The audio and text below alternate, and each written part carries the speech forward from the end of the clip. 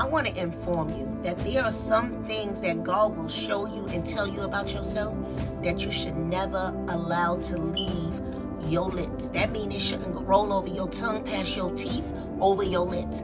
Keep it to yourself. Certain things that God shows us about us is for us. It's sacred. And then we get out here and brag about the things that God showed us, gave us, told us, and become boastful and prideful. Right there, that's a sin. He does not deal with none of that, okay? And you already know your girl is going to the word. Those are the things that it creates within us. But let's talk about when we allow the actions of others. So we get out here, we boast, we tell all this stuff, right? Not knowing that they have hidden animosity because of your dream, because of your blessings, because of what God told you about you. They don't have nothing to do with it, but they can't help it. They become jealous, they become envious, and they will plot. I'm just saying, it's in the book, and I'm going to show you. And everything that's in this book is relevant to what's happening now. I'm just delivering to you what the Lord is delivering to me, okay? So they will also cause you to sometimes second guess the things that the Lord has told you about yourself. But we can't be mad at them. You got to be mad at yourself because you shouldn't have never allowed your lips to run like water. But let's get into the word. So if you don't know who Joseph was the governor of Egypt. And he became the governor of Egypt because he interpreted a dream for Pharaoh. It's in the book of Genesis. I'm going to just dip and dab through it. And Joseph was sold into slavery by his brothers, who was jealous, who was envious, because his father favored him the most. You see that? It's crazy, but it's what's relevant to this world right now.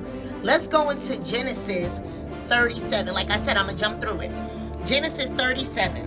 One night, Joseph had a dream and promptly reported the details to his brother, causing them to hate him even more. They already didn't like him.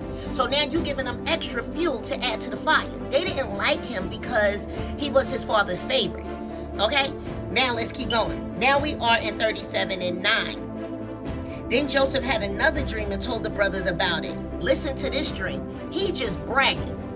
He is just bragging. Now let's go down a little bit more to 10. 37 and 10. This time he told his father as well and his brothers, and his father rebuked him. Will your mother, your brother, and I actually come to bow before you? Well, this is actually what Joseph is saying, but he's so happy he don't even know that the emotions and stuff that he put in him. We are in verse 11. But while his brothers was jealous of Joseph, his father gave it some thought and wondered what it all meant. So his father's sitting there like, could this be true? You know, you my favorite, but I ain't know you was going to be ruler over me. Let me just jump on down.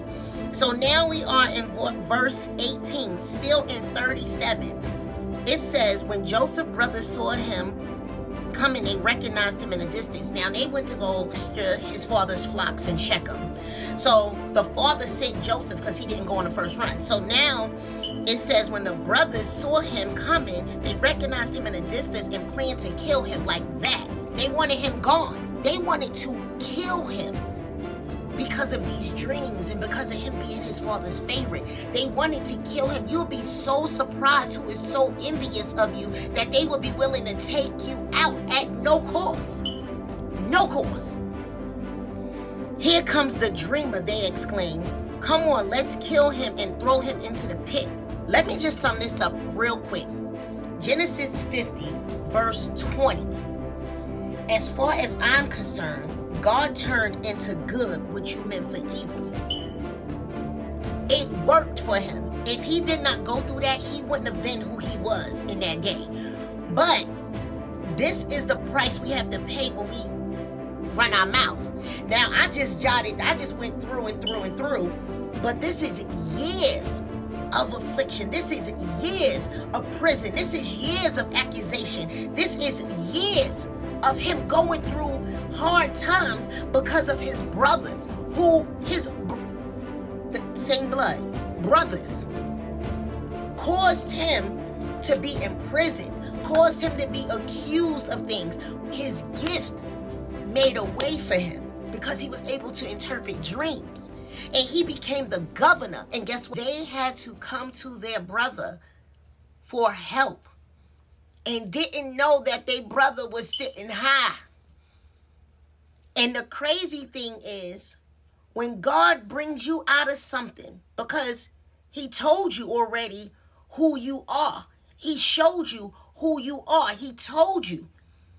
And when he brings you out of that wilderness, out of those tests, not only are you not going to be able to recognize yourself, but your family, your friends, nobody is going to be able to recognize you because they did not even recognize their brother. You know why? Because he's sitting in high authority.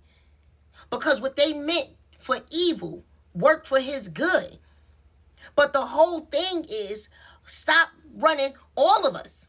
I'm not just talking to you, I'm talking to myself too, because I had to learn the hard way.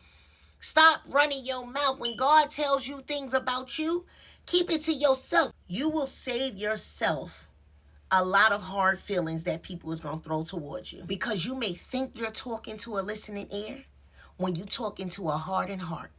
You may think you're talking to a friend when you are talking to a jealous, envious person who will kill you. Kill.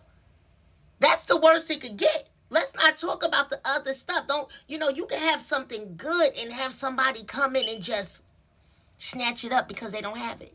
Keep your mouth closed.